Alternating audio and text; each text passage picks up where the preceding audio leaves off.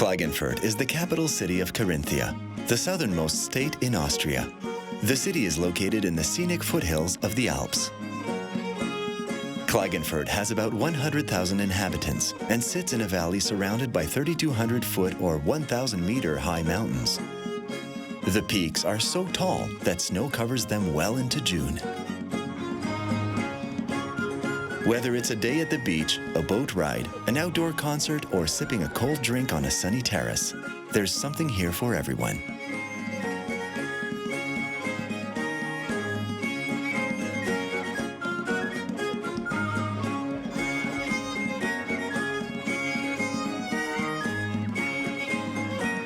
But there's a dark side to these lively attractions. Something sinister may inhabit these waters and mountains. Tradition alleges that a terrifying creature hunts here, one that attacks and eats humans. The body shape is long, stretched, it's round. The head is similar to a dog. What you also can see is that it has very small eyes and a large nose. So it was very aggressive because it couldn't see well.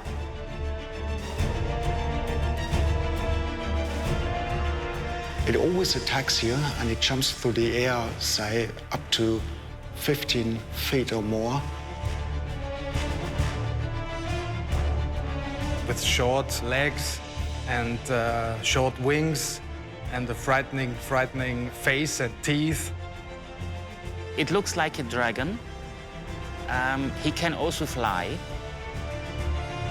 You have to be very careful, especially when he is hungry.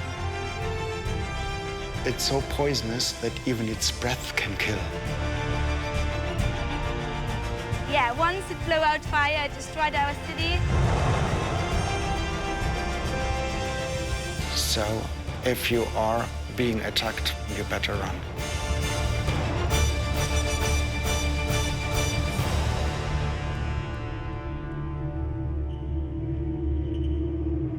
The creature everyone's talking about has been spotted hundreds of times. Their stories vary. Some describe it as a large lizard or snake. For others, it's a dragon or a hybrid of all three. Some say it has 2 legs, others 4. Still, others claim it has 100, like a centipede. Eyewitnesses believe its skin and tail resemble a crocodile's. Whatever it is, every school kid in Klagenfurt learns about it. Girls especially fear it because many of its victims have been female. Locals have several names for this monster, but most call it the Tatzelwurm. I really believe that people who see strange things and strange creatures do see what they see. So people who see a strange kind of reptile or who believe they've seen a strange kind of reptile would have reported until the 1930s that they have seen a Tatzelwurm, where there were regular news reports about sightings of Tatzelwurms, and where scientific magazines asked their readers to send in their sightings of Tatzelwurms for analysis for zoologists. The idea that there are large reptiles of serpentine or lizard form exists all over Europe. And you have one general term that is dragon, which comes from the Greek word draco, which means serpent. The Germanic word for that is Lindwurm, or snake, actually translated. And wherever you go in Germany or in the German-speaking parts of Europe, you have different names for dragon, and one of these is Tatzelwurm. The belief in fire-breathing dragons was common throughout the alpine regions of Europe during the Middle Ages. Frightening tales emerged as families went about their everyday lives in these secluded and unexplored mountainous areas. Even today, some people still believe there is some truth in these old stories.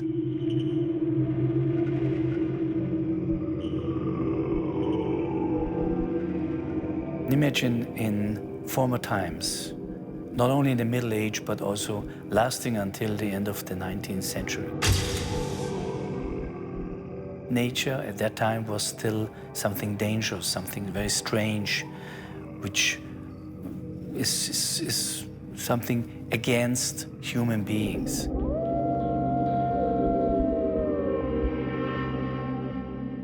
But nevertheless, people had to walk from one place to the other, wandering from one valley to the other, crossing mountains. And in such ways, lonely, wandering, I could imagine that they get in contact suddenly with such a creature. And the most interesting case was for me, was in 1899, when an official forester in Austria reported that he had been attacked by a tatzelwurm in a very smooth fur coat. This particular encounter with a tatzelworm is especially chilling. Records indicate this hairy creature spit poison at its victims. Fortunately, the forester shot it dead. Nothing more is known. There are more recent eyewitness accounts to add to the legend. One day, a farmer discovered a skull in one of his fields. The skull is now on display at the Clagenfort Regional Museum. Could it be the actual skull of a tatzelworm? When alive, was this the head of the monster that terrorized so many people? Are these the eyes that stalked its victims?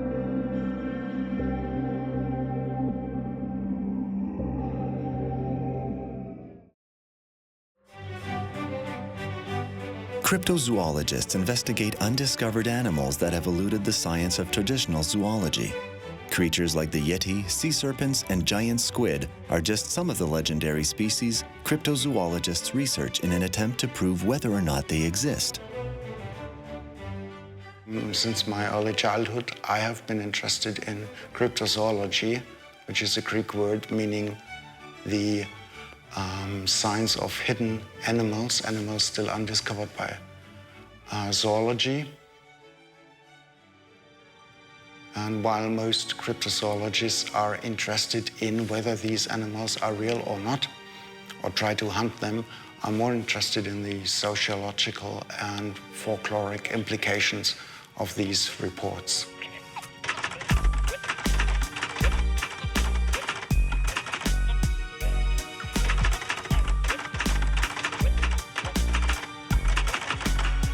Well, all over Europe you find the myth that there were dragons in earlier times, and there are many terms and names for these dragons. In Germany, the dragon was often called Lindwurm, which is an old German word. Lind means serpent, and Wurm means serpent too, so it's Lindwurm actually translates as snake, snake. In the Alpine region, the Lindwurm was often called Tatzelwurm, which is one of many local names. Others are Stollenwurm, Haselwurm, Murbel, Bergstutz, or in Italy, Basilisk. With hundreds of eyewitness reports, it's hard to determine what's real and what isn't. In 1860, a cross between a tatzelworm and a sea serpent was spotted in Lake Mondsee in Austria. More recently, in the 1980s, a farmer claims to have seen a tatzelworm near Carleton in Italy's South Tyrol province. He ran over it and crushed it with his tractor. And the evidence is still mounting. In recent years, more sightings have occurred in Austria's Enns Valley. Sightings of the tatzelwurms, that is, people who actually claim to have seen a dragon-like creature in the mountains, spreads all over the Alps, from Nice in France over to Italy, around the large Italian lakes, to all over Switzerland, Austria, parts of Germany, in Bavaria. And it also goes down to Yugoslavia, where there are again local variants. Thousands of years ago, the region around Clagenfort was carved out by glaciers into deep valleys. Swamps and marshes were left behind by the melting ice and runoff from snow-capped mountains. Large animals grazed in the alpine meadows. Many of these creatures were very different from the ones we know today. Early humans lived in these areas too, and came into contact with the prehistoric animals. They may even have had close encounters with the tatzelworm. The people didn't live in the Klagenfurt Basin 1,000 years ago. They lived up the hills. So in the Basin, you could have seen the Lindwurm. Generally, people tend to think that the tatzelwurm is an animal that lives in the rocks above the tree line. But from all the stories that I have assembled, almost half of the stories refer to a tatzelwurm near or in water. There are practically no sightings of tatzelwurms in the forest. So generally, where people expect to see tatzelwurms or where people see tatzelwurms is where people would say normal lizards as well. As much as Germany became deforested and settled, the more the dragon was pushed to the geographical margins of the region, and that were the lakes on the one hand and the high mountains on the other.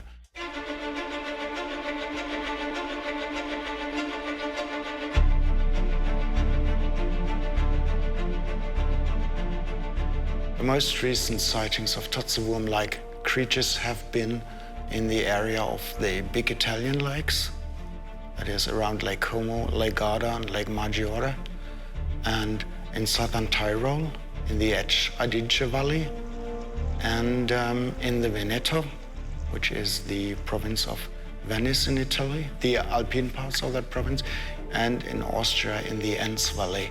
So if someone is looking for actual living tatzelwurms, he should concentrate his search there. More than 500 reports of large lizard-like creatures have come from an area of several hundred square miles around Clagenfort. It's not clear if people are seeing the tatzelwurm because no one can agree on what the beast actually looks like. So the creature remains largely a folktale, somewhere between superstition and unproven scientific fact. Is this creature still crawling around these regions? The most impressive evidence is this giant skull found near Klagenfurt 700 years ago.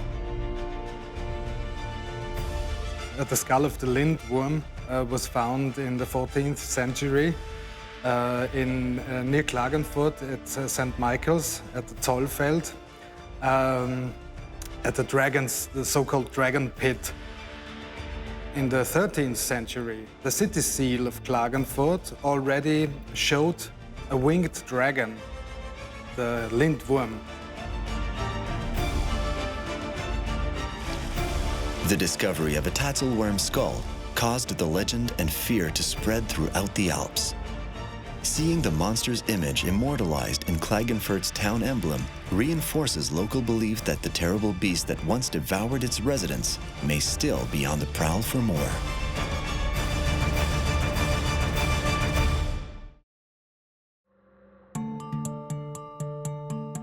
Finding tatzelworms is a daunting challenge.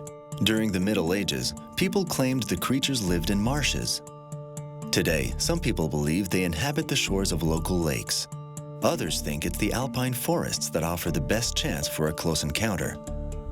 Wherever it lives, most witnesses agree the tatzelworm is a huge reptile, either a large lizard or a giant snake. Because such a creature is within the realm of possibility, some people still believe it exists. Tatzelwurm is a German word which translates into English as a snake with legs, which generally gives you a good idea about how a tatzelwurm is supposed to look like. People who see them have told of many different kinds, but generally it's either a large lizard, like an iguana, or a snake. And there have been reports of tatzelwurms with no legs, so complete snakes, or only front legs, or only hind legs, or even with a row of legs like a centipede. The tatzelwurm has often generally resembles a lizard, but with a stumpy tail, so like the tail being cut off. The skin is like that of a lizard or a newt, but there are many tatzelwurm sightings who say the tatzelwurm that I have seen had hair. Generally, in modern reports, which are more credibly in zoological terms, the head is said to resemble that of a newt or a snake or a lizard. But about 200 years ago, the tatzelwurm was always, when people reported tatzelwurms, they said it had the head of a mammal. So like mainly a cat's head, or a goat's head, or a dog's head, or even a child's head.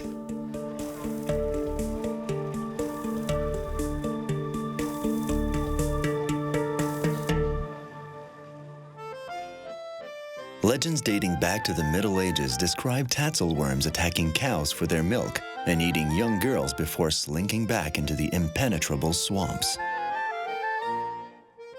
The story is that the lindworm lived in Clagenfort, and the people lived outside of Clagenfort because they were afraid of the lindworm. And the tatzelwurm was living in this area.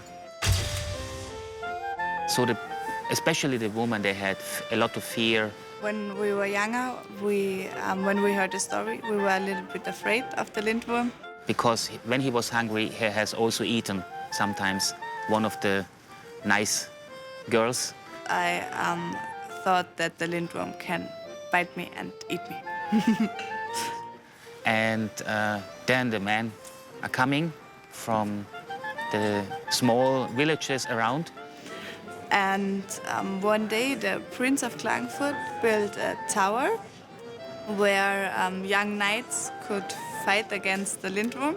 And one of the farmers, he had a beef, a strong beef, and they put something in his mouth, like when you go fish. Man hat einen Stier angekettet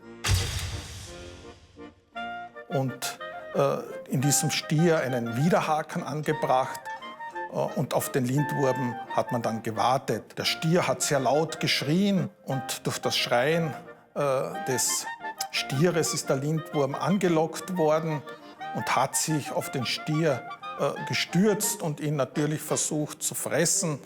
Und dabei hat er sich in den Widerhaken verfangen und je tiefer er sozusagen das Tier in seinen Rachen verschlingen wollte, umso stärker hat er sich in den Widerhaken hineingebissen.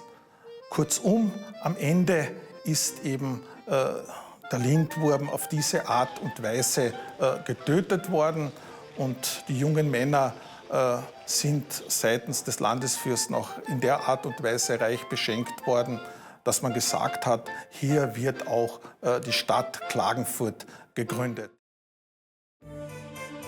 Is the tatzelworm a surviving remnant of some extinct species that once inhabited the Austrian Alps?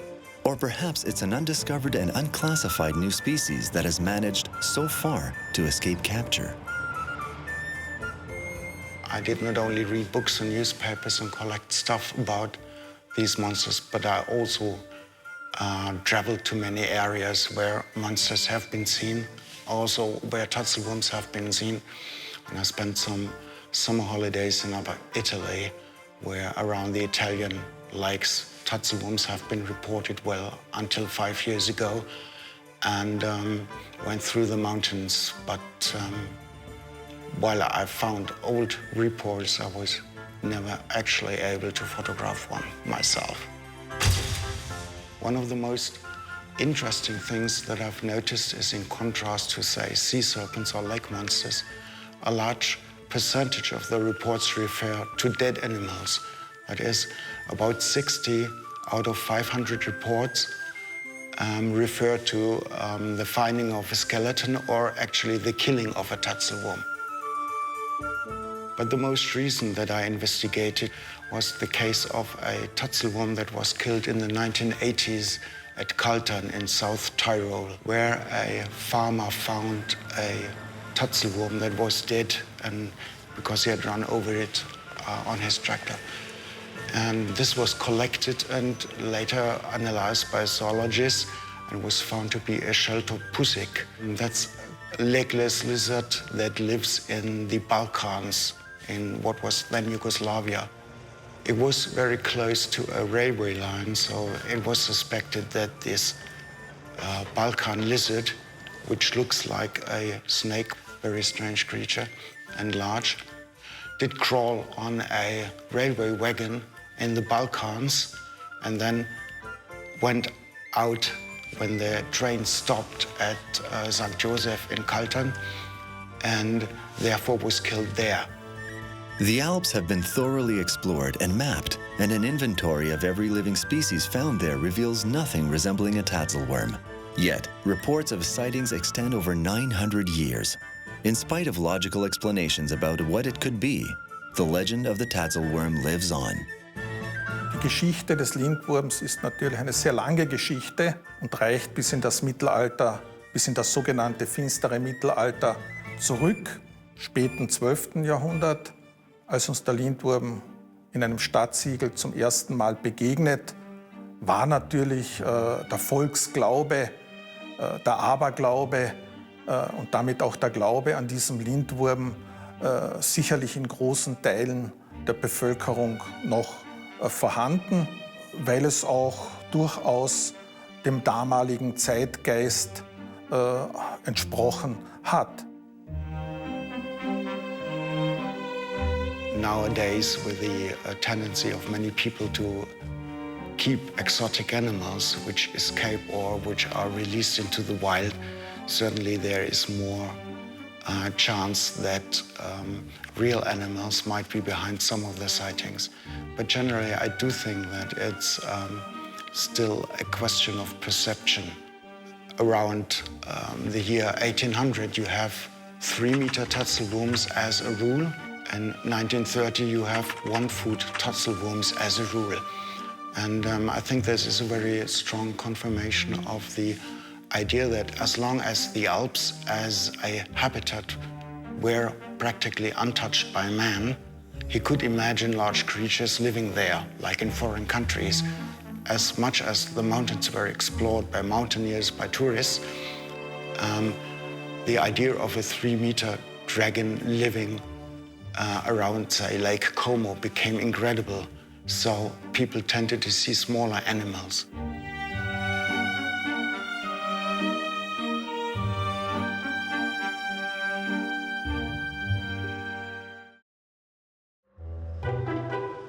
Because the Tatzelwurm raises so many questions and contradictions, skeptics have a field day with it. One of them is Dr. Michael Martis, director of Austria's Alpen Zoo in Innsbruck. Innsbruck twice hosted the Winter Olympics, in 1964 and again in 1976. Martis knows all about the alpine animals and their behavior. And he has a theory about what the Tatzelwurm might be. The name Alpenzoo is the theme we decided to show to our public. With about 150 species and more than 2,000 individuals, we display on our grounds the largest collection of the alpine fauna in the world.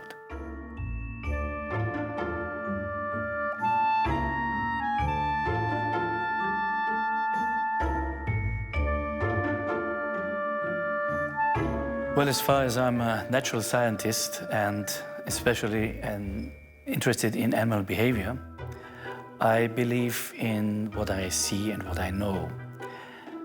The story of Tatzelwurm is interesting, but for me it's a myth, it's a legend, and I could imagine that we have a very basic biological counterpart to the Tatzelwurm, which is the river otter. The river otter is living mainly, as the name says, on rivers, on streams, on ponds. He's more or less nocturnal or active during the darkness. And its behavior gives me the impression that it is the realistic figure of the Tatzelwurm. The river otter is raising his body to have an overview. He's screaming if it's something scaring him. It is also hissing if it's in fear. And when swimming, it is diving. And if during the courtship behavior, a male is following the female, it gives the impression of a snake. And so altogether, this behavior of the river otter could be a very good picture for the idea of a Tatzelwurm.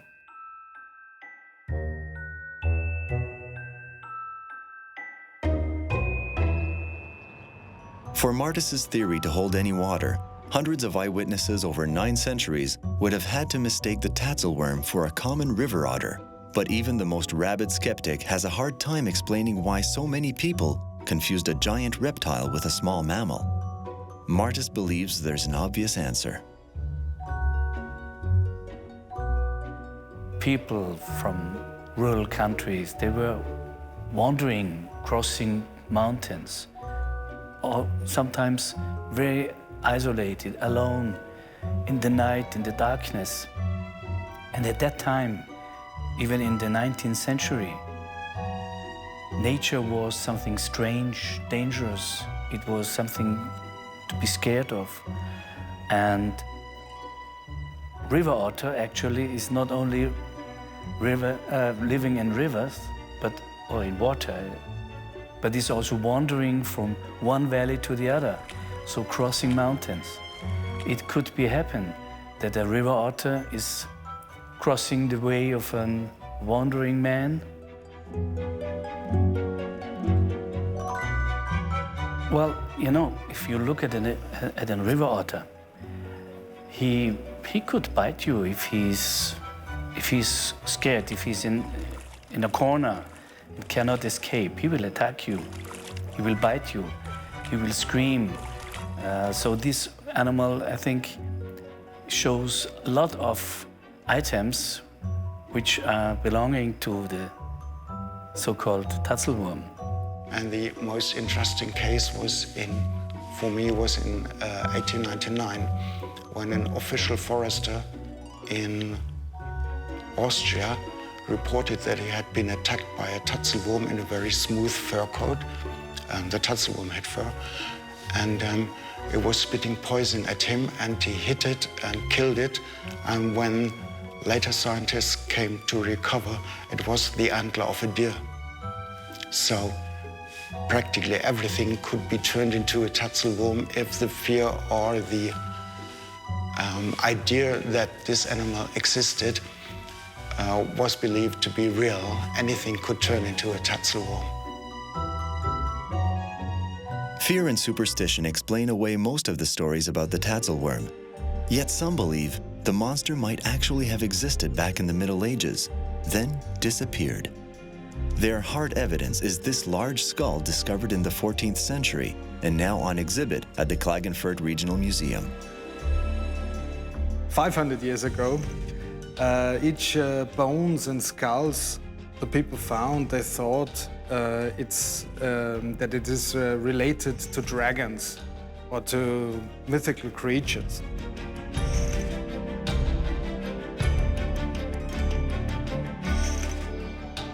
So what we see here is the skull of the so-called lindworm, which is of course not a mystical creature, but it's from the Ice Age and it's a woolly rhino.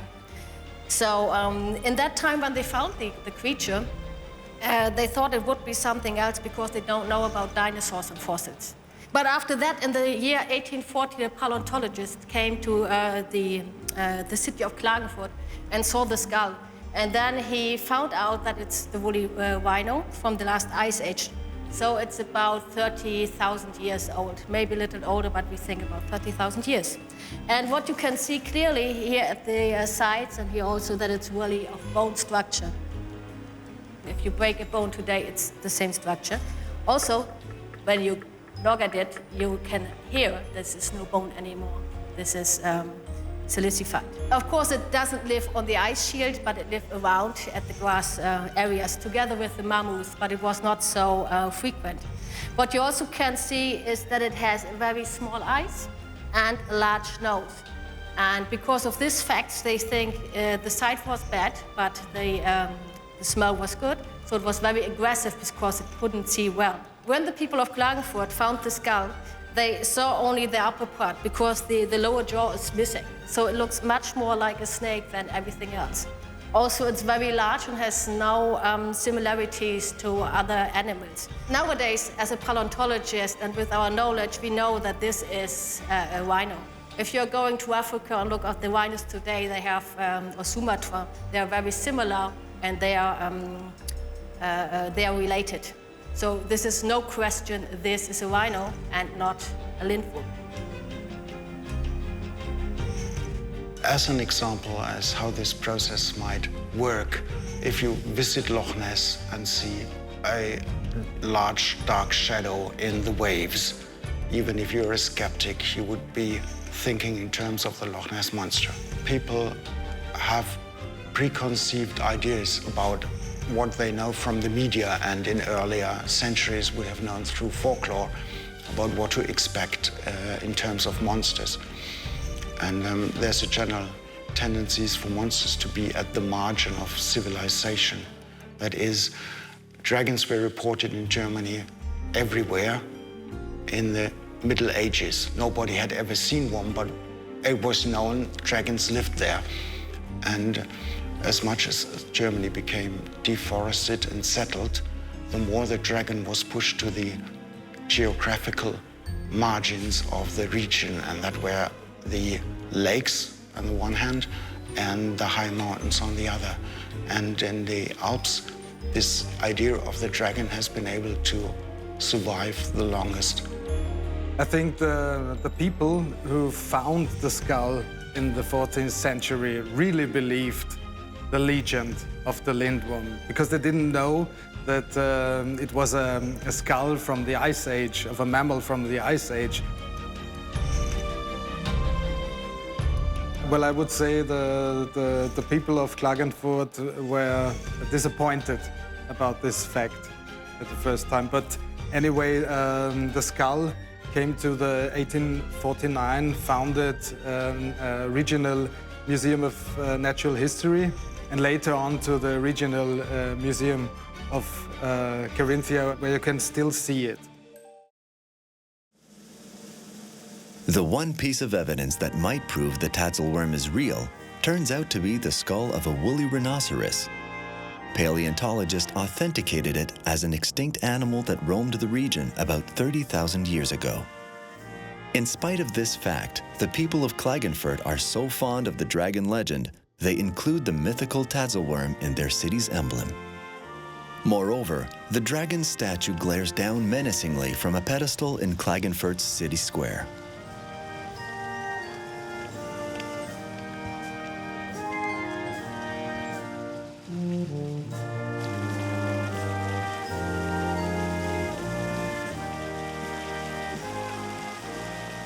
Right now we're here in the center of the city of Klagenfurt. We have around 100,000 inhabitants, a bit less.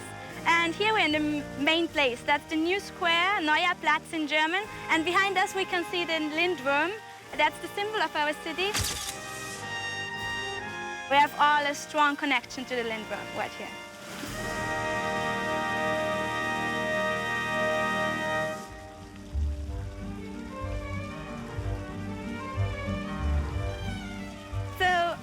The lindworm, yeah, it's not so easy to define what it is. Actually, everybody says it's a dragon, but if you go further on, you will see the face is close to be the one of a lion.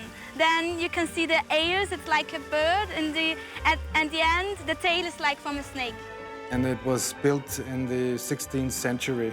The big statue of Hercules was added in the 17th century. Tatsache ist, im Jahre 1593 wurde dieser Lindwurm offiziell in die Stadt gebracht und hier am heutigen Neuen Platz aufgestellt, und zwar auf Veranlassung der Stände. Meine Interpretation dieses Ereignisses ist, dass die protestantischen Stände es dem katholischen Landesherrn eben sozusagen zeigen wollten, hier ist unser Machtsymbol.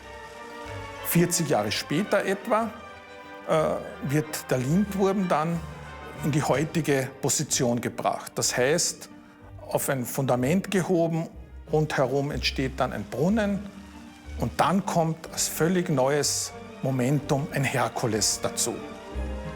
The tatzelworm is front and center in Klagenfurt's city square for all to see.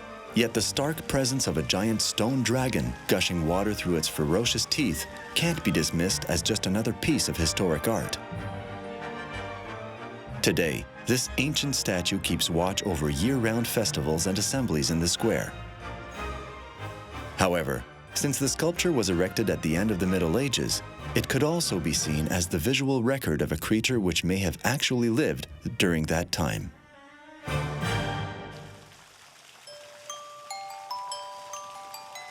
The monument of the Lindwurm at the new place in Klagenfurt is an interesting fact. It's about 6 tons, and it shows the Lindwurm with his open mouth, and out of the mouth there comes a fountain. So this is very artistic. And when you look to the tail, at the twisted tail of the Lindwurm, this is also a sign for high mastership in sculpture.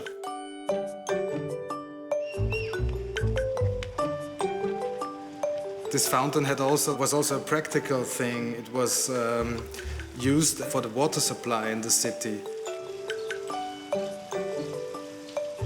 So the whole ensemble is a very characteristic sign of Roman mannerism. It's a very important work of art. When we are little children, every class go to the Lindwurm and watch it. And we learned the story of the Lindwurm in school. And yes, I think for the citizens in Klagenfurt, it's also an important symbol because it's the symbol of our city. So the people, they have to choose what they want to see first. But most of them, they are going first to the new square, where we have our Tatzelwurm. And then they decide, we are going for a swim, we are going in a museum, we are going shopping, or let's have a look where we can buy a souvenir with the Tatzelwurm.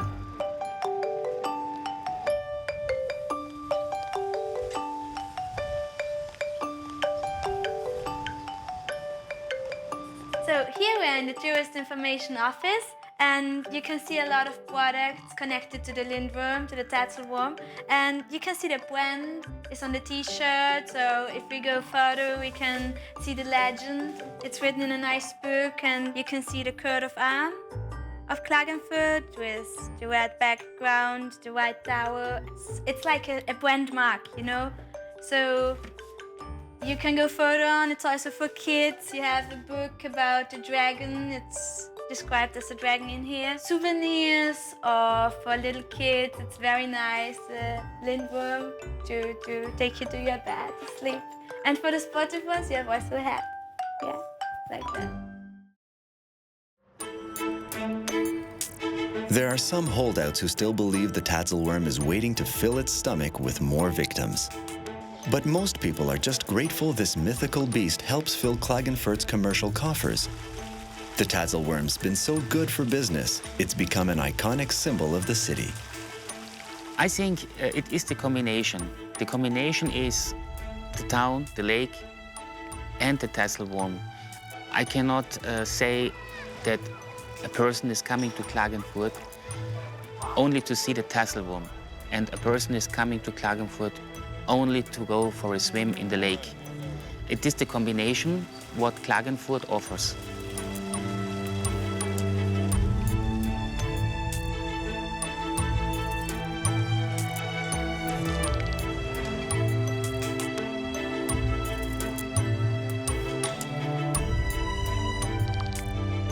I work in the Hofbräu zum Lindwurm, and we have the Lindwurm in our name because it's a symbol for Klagenfurt, and our restaurant is really near the statue of the Lindwurm. Hofbräu is a restaurant chain where you can eat and drink typical Munich food. And yes, I worked in a Dirndl because it's also typical for Munich. The Tatzelwurm is so integral to tourism that many shops, restaurants, and pubs find ingenious ways to honor the beast. But having such a celebrated creature can also attract the wrong kind of attention. Occasionally, revelers out on the town try their hand at dragon slaying after killing a few pints. So actually the monster can be alive. Because like some months ago there was a very strange story. There've been some guys maybe drunk, and yeah, what they did was that they thought the monster was alive, and so they tried to fix it. No, they climbed onto the monster, onto the tail, and the tail broke down. So we had to fix it again. It was a nightmare more or less for the lindworm and for those guys for sure.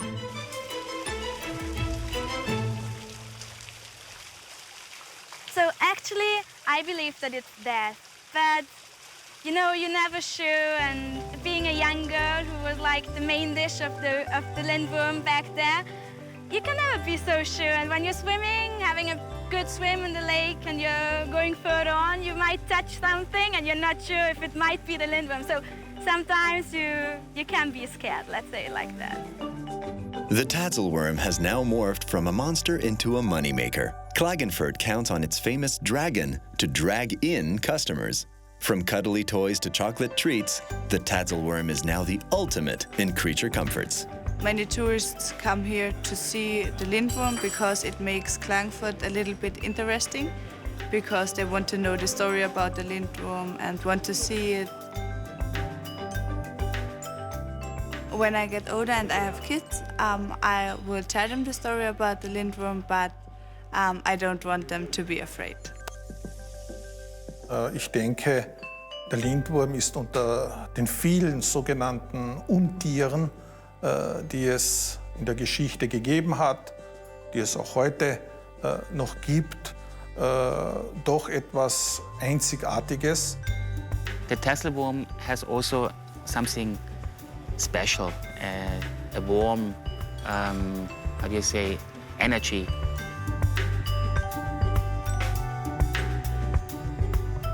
Well, if you really, really want to see a Tatzelwurm, then I give you the advice. First, drink a schnapps, which is very common here in the Alpine region. Then, when it's late in the night, start walking up the mountains, across some little rivers, and listen. Maybe you hear it, and I bet you will feel scared. And that's the Tatzelwurm.